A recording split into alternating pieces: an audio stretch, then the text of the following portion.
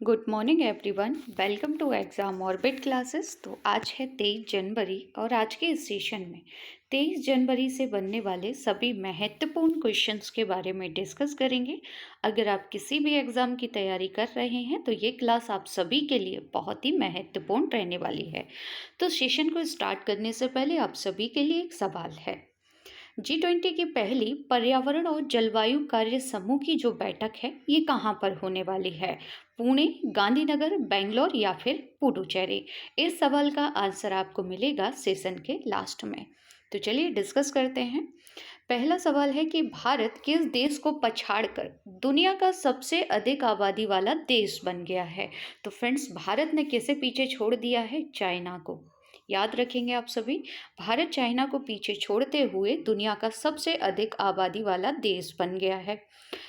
Discuss करेंगे इसी के बारे में। तो देखिए, विश्व जनसंख्या समीक्षा के अनुमानों के अनुसार भारत ने दुनिया के सबसे अधिक आबादी वाले देश यानी कि चीन को पीछे छोड़ दिया है। तो ये किसकी समीक्षा जारी की गई है? तो याद रखेंगे, विश्व जनसंख्या समीक्षा। अब इस क्वेश्चन पे हम डिस्कस करेंगे विश्व की जनसंख्या से संबंधित कुछ महत्वपूर्ण सवालों के बारे में। तो सबसे पहले भारत के बारे में कुछ जान लेते हैं। भारत एशिया की तीसरी सबसे बड़ी अर्थव्यवस्था है। वर्तमान में खाद्य उत्पादन में आत्मनिर्भर है। चावल, गेहूं, चीनी उत्पादन की दृष्टि से भारत दूसरे स्थान पर है। खाद्य तेलों का प्रमुख आयातक होने के साथ साथ भारत चीनी का सबसे बड़ा उपभोक्ता भी है। भारत कच्चे तेल की खरीद के लिए तीसरा सबसे बड़ा बाजार है और स्टील और सोने का दूसरा सबसे बड़ा उपभोक्ता है। इसके अलावा आप याद रखेंगे, भारत दुनिया का तीसरा सबसे बड़ा घरेलू विमानन बाजार भी है। तो ये भारत के बारे में कुछ महत्वपूर्ण पॉइंट है जिनके बारे में आप सभी को याद रखना है। अब डिस्कस करेंगे किसके बारे में? विश्व की जनसंख्या से संबंधित कुछ महत्वपूर्ण सवाल।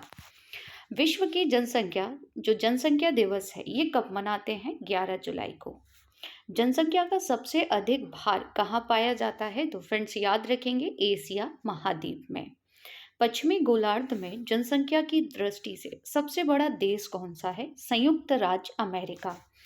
एशिया महाद्वीप में विश्व की कितने प्रतिशत जनसंख्या निवास करती है? 55%।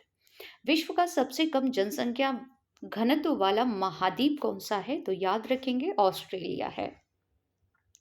सर्वाधिक जनसंख्या घनत्व वाला देश कौन सा है? सिंगापुर। किस विद्वान ने प्राकृतिक नियमों के आधार पर जनसंख्या सिद्धांत का प्रतिपादन किया? माल्थस। विश्व में प्रथम बार व्यवस्थित जनगणना का श्रेय किसे दिया जाता है? तो याद रखेंगे, स्वीडन को।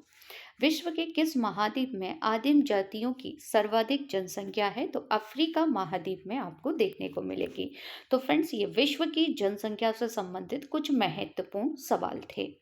अगर आप लोग पहली बार चैनल पर विजिट कर रहे हैं तो चैनल को जरूर सब्सक्राइब कर लीजिएगा। अब डिस्कस कर लेते हैं किसके बारे में? चाइना के बारे में। तो मैप में आप सभी चाइना की लोकेशन देख सकते हैं। ये है चीन।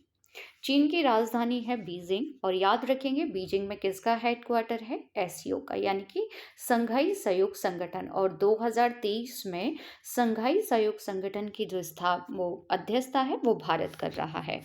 चीन के वर्तमान में प्रेसिडेंट हैं शी जिनपिंग और चीन की मुद्रा को क्या कहते हैं? तो रेमनबी के नाम से जाना जाता है।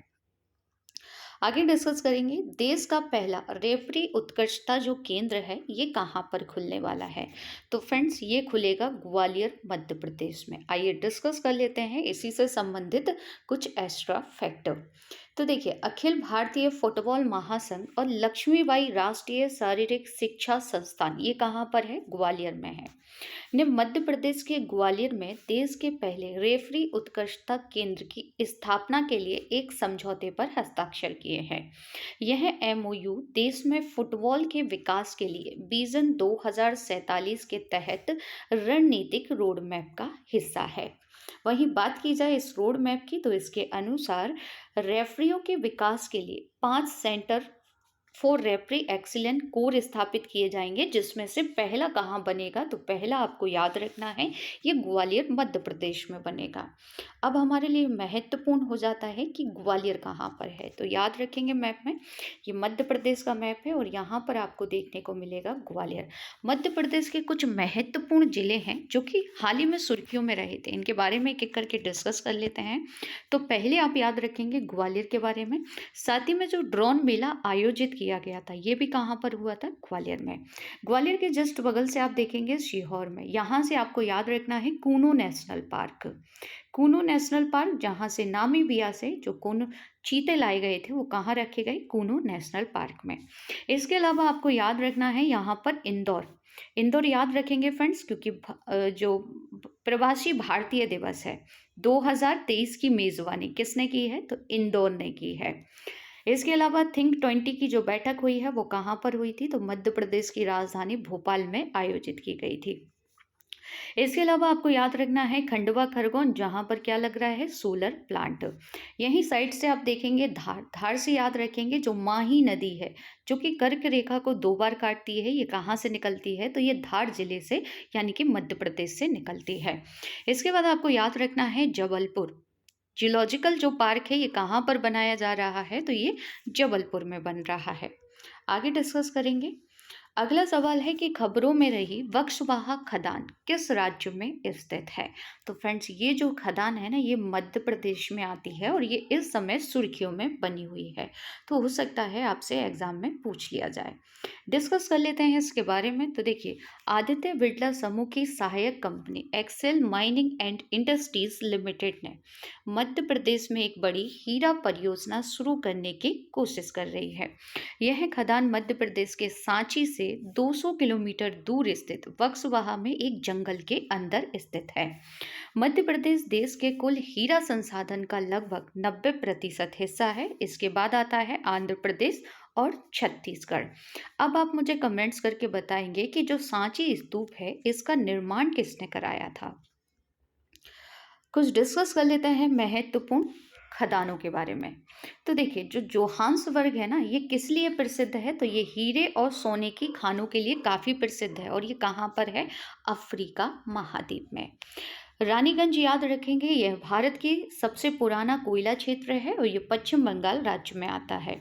झरिया, बोकारो और धनबाद ये कहाँ पर हैं, तो याद रखेंगे ये खाने हैं झारखंड में। सिंगरौली और सुहागपुर ये दोनों ही खाने आपको कहाँ देखने को मिलेंगे, मध्य प्रदेश में, और ये कोयले के लिए काफ़ी प्रसिद्ध हैं। तालचेर, हिमगिरी, रामपुर ये उड़ीसा में है। कंटापल्ली, सिंगरैनी याद रखेंगे कोयले के लिए काफ़ी प्रसिद्ध है, आंध्र प्रदेश। इसके अलावा आपको याद रखना है कि जिला खनिज फाउंडेशन योजना के तहत भारत का सबसे अधिक वित्त प्राप्त करने वाला जिला कौन सा बना है, तो क्योंझार बना है। अब ये कहाँ पर आता है, तो याद रखेंगे ये उड़ीसा राज्य में आता है। नेक्स्ट क्वेश्चन है कि भारत के स्वदेशी मोबाइल ऑपरेटिंग सिस्टम का क्या नाम है। तो फ्रेंड्स, भारत का जो पहला स्वदेशी मोबाइल ऑपरेटिंग सिस्टम है ना, इसका नाम है भरोस। याद रखेंगे आप सभी, इसे हाल ही में लॉन्च किया गया है। अन्य 3 ऑप्शंस के बारे में भी डिस्कस कर लेते हैं, जैसे ध्रुव। तो याद रखेंगे इसके बारे में कि ये मिसाइल ट्रैकिंग जहाज है भारत का पहला। कवच क्या है, ट्रेन टक्कर प्रणाली है, यानी कि 2 ट्रेनों की टक्कर को रोकने वाला सिस्टम है। पिनाका क्या है, तो पिनाका एक मिसाइल है और पिनाका का जो नाम है ये शिव जी के धनुष के नाम पर ही रखा गया है। आगे डिस्कस करेंगे। नेक्स्ट क्वेश्चन है कि मणिपुर, मेघालय और त्रिपुरा का स्थापना दिवस कब मनाया जाता है। तो फ्रेंड्स याद रखेंगे, मणिपुर, मेघालय और त्रिपुरा स्थापना दिवस मनाते हैं 21 जनवरी को। आइए डिस्कस कर लेते हैं इसके बारे में। तो 21 जनवरी को 3 पूर्वोत्तर राज्यों, जिसमें शामिल है त्रिपुरा, मणिपुर और मेघालय, का स्थापना दिवस मनाया जाता है। त्रिपुरा, मणिपुर और मेघालय को पूर्वोत्तर क्षेत्र पुनर्गठन अधिनियम 1971 के तहत 21 जनवरी 1972 को पूर्ण राज्य का दर्जा दिया गया था। मैप में इनकी लोकेशन देख लेते हैं। तो फ्रेंड्स ये देखेंगे आप, नॉर्थ ईस्ट का जो मैप है ये है मेघालय, त्रिपुरा और इसके बाद याद रखेंगे मणिपुर। अब हमारे लिए महत्वपूर्ण हो जाता है कि जो मणिपुर है ये किसके साथ अंतर्राष्ट्रीय सीमा बनाता है, तो म्यांमार के साथ बनाता है। मेघालय की अंतर्राष्ट्रीय सीमा किसके साथ लगती है? बांग्लादेश के साथ लगती है। और भारत का एकमात्र ऐसा राज्य जो तीनों ओर से बांग्लादेश से घिरा हुआ है वो है त्रिपुरा। अगला सवाल है कि हाल ही में कलराज मिश्र ने पुस्तक एग्जाम वॉरियर्स का लोकार्पण किया। इस पुस्तक के लेखक कौन हैं? तो फ्रेंड्स, इस पुस्तक को लिखा है प्रधानमंत्री नरेंद्र मोदी जी ने। कलराज मिश्र जो हैं ये वर्तमान में कहाँ के गवर्नर हैं? अगर आपसे पूछ लिया जाए तो याद रखेंगे ये वर्तमान में राजस्थान के गवर्नर हैं। अगला सवाल है कि भारतीय कुश्ती महासंघ के अध्यक्ष कौन है? तो फ्रेंड्स, ये इस समय सुर्खियों में बने हुए हैं और इनका नाम है ब्रजभूषण शरण सिंह, जिन्हें आप सभी पिक में देख सकते हैं। आइए डिस्कस कर लेते हैं इनके बारे में। तो भारतीय कुश्ती महासंघ यानी कि WFI के अध्यक्ष जिनका नाम है ब्रजभूषण शरण सिंह के खिलाफ प्रमुख पहलवानों द्वारा लगाए गए यौन उत्पीड़न के आरोपों की जांच के लिए भारतीय ओलंपिक संघ द्वारा 7 सदस्यीय समिति का गठन किया गया है। अब इसमें जो 7 सदस्य हैं वो महत्वपूर्ण हो जाते हैं। तो देखिए, 7 सदस्यीय जो समिति बनाई गई है इसमें शामिल कौन कौन है? मुक्केबाज MC मैरी कॉम, पहलवान योगेश्वर दत्त, तीरंदाज ढोला बनर्जी, भारतीय भरोत्तोलन महासंघ के अध्यक्ष जिनका नाम है सहदेव यादव। इसके अलावा 2 वकील इसमें शामिल हैं, तलिस रे और श्लोक चंद्र, जो कि पूर्व शटलर अलकनंदा अशोक भी इसमें शामिल है। तो ये कुछ महत्वपूर्ण नाम हैं। इनके खेलों से संबंधित आपसे पूछ लिया जाएगा, जैसे कि योगेश्वर दत्त का संबंध किस खेल से है? तो याद रखेंगे ये पहलवान है। अन्य ऑप्शंस के बारे में भी रिवीजन कर लेते हैं, जैसे कि कल्याण चौबे। तो कल्याण चौबे याद रखेंगे अखिल भारतीय फुटबॉल महासंघ के अध्यक्ष हैं। जय साहा कौन है? तो ये BCCI के सचिव हैं। और रोजर बिन्नी कौन है? तो ये BCCI के अध्यक्ष हैं वर्तमान में। आगे डिस्कस करेंगे। अगला सवाल है कि दुनिया की सबसे उम्रदराज किस महिला का 118 साल की उम्र में निधन हो गया? तो फ्रेंड्स, इनका नाम है ल्यूसिल फ्रेडन, जिन्हें आप सभी पिक में देख सकते हैं और इनका हाल ही में निधन हो गया है। नेक्स्ट क्वेश्चन है, VY की एक रिपोर्ट के अनुसार भारतीय अर्थव्यवस्था किस वर्ष तक 26 ट्रिलियन डॉलर तक पहुंचने की संभावना है? तो फ्रेंड्स, इस रिपोर्ट द्वारा कहा गया है कब तक? 2047 तक। डिस्कस कर लेते हैं इस रिपोर्ट के बारे में। तो 2011 में लॉन्च किया गया EY reporting EY global insurance का इनसाइट हब है और यह कॉरपोरेट प्रदर्शन को संप्रेषित करने में वैश्विक कंपनियों के सामने आने वाले मुद्दों पर विचारशील नेतृत्व प्रदान करता है और इसी के द्वारा यह रिपोर्ट जारी की गई है। अगला सवाल है कि यमुना की सफाई के लिए कितने करोड़ रुपए के पूरक अनुदान को हाल ही में दिल्ली विधानसभा ने मंजूरी दे दी है? तो कितने को दी गई है? तो याद रखेंगे 1028 करोड़ रुपए को दिल्ली विधानसभा ने मंजूरी दे दी है। अब डिस्कस कर लेते हैं किसके बारे में? यमुना नदी के बारे में। तो फ्रेंड्स, यमुना नदी का उद्गम कहाँ से होता है? यमुनोत्री यानी कि बंदरपूर से निकलती है यमुना नदी। यमुना किस नदी की सहायक है? तो याद रखेंगे गंगा नदी की सहायक है, जैसा कि आप सभी इस मैप में देख सकते हैं।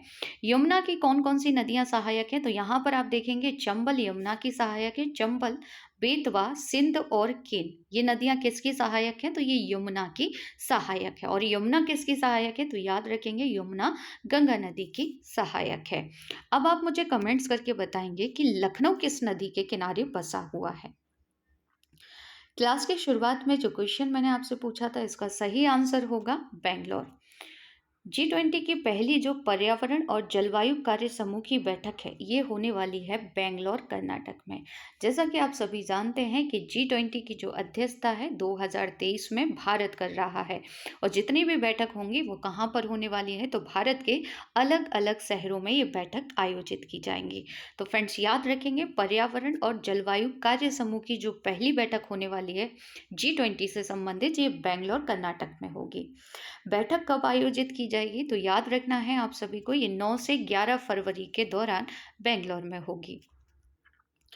डिस्कस कर लेते हैं टॉप 10 स्टैटिक जीके क्वेश्चन। क्षेत्रफल की दृष्टि से विश्व का सबसे छोटा देश कौन सा है? Vatican city. संविधान सभा की प्रारूप समिति के अध्यक्ष कौन थे? डॉक्टर भीमराव अंबेडकर। भारत में सबसे पहले सूर्य किस राज्य में निकलता है? अरुणाचल प्रदेश। भारत के पहले अंतरिक्ष यात्री कौन थे? राकेश शर्मा। स्पेस एक्स के संस्थापक कौन है? तो इनका नाम है Elon Musk. Blue Origin space company किसकी है? Jeff Bezos. भारत के पहले अंतरिक्ष पर्यटक कौन है? केरल के संतोष जॉर्ज। दुनिया के पहले अंतरिक्ष यात्री कौन थे? Yuri Gagarin. चंद्रमा पर पहला कदम रखने वाले व्यक्ति कौन थे? अमेरिकी अंतरिक्ष यात्री और इनका नाम है नील आर्मस्ट्रांग। विश्व का सबसे गहरा महासागर कौन सा है? तो याद रखेंगे प्रशांत महासागर है। अब आप सभी के लिए कुछ सवाल हैं जिनके आंसर आपको देने हैं कमेंट्स बॉक्स में। तो फ्रेंड्स, पहला सवाल है कि सरकार ने किस राज्य में मंडूस चक्रवात से प्रभावित तंबाकू किसानों को राहत प्रदान करने के लिए 28.11 करोड़ रुपए मंजूर किए हैं? आंध्र प्रदेश, तमिलनाडु, उड़ीसा या फिर केरल। अगला सवाल है कि किस देश ने चीन के समर्थन से पोखरा क्षेत्रीय अंतरराष्ट्रीय हवाई अड्डा, जिसे शॉर्ट में कहते हैं प्रिया, का उद्घाटन किया? श्रीलंका, ईरान, नेपाल या फिर बांग्लादेश। अगला सवाल है कि निम्नलिखित में से कौन सी नदी गोदावरी नदी की सहायक नहीं है? प्राणहिता, इंद्रावती, पूर्णा या फिर Damodar. Next and last question है, कृष्णा नदी निम्नलिखित में से किस स्थान से निकलती है? महाबलेश्वर, अमरकंटक, बैतूल या फिर मानसरोवर। तो फ्रेंड्स, इन सभी के आंसर आपको देने हैं कमेंट्स बॉक्स में। आज का ये सेशन आप सभी को कैसा लगा कमेंट्स करके ज़रूर बताइएगा। अगर क्लास अच्छी लगी हो तो क्लास को ज़्यादा से ज़्यादा शेयर कीजिएगा, लाइक कीजिएगा और चैनल को सब्सक्राइब ज़रूर कर लीजिएगा। मिलते हैं नेक्स्ट सेशन में एक नए टॉपिक के साथ। तब तक के लिए जय हिंद, जय भारत।